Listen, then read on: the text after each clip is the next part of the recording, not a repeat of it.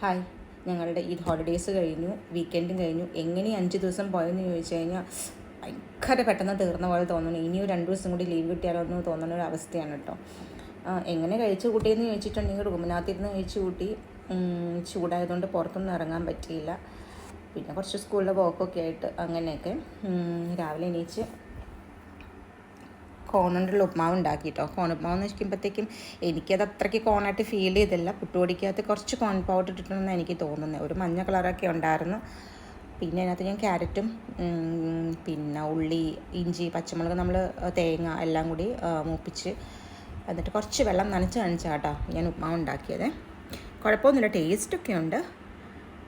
Chicken കറി എടുത്ത് വെച്ചിട്ടുണ്ട്, ഇച്ചിരി കട്ടൻ ചായ ഉണ്ട് കേട്ടോ. അപ്പോൾ അങ്ങനെ ഈദ് ഹോളിഡേയ്സ് കഴിഞ്ഞ് അതിൻ്റെ സങ്കടത്തിൽ ഇരിക്കുവാണ്.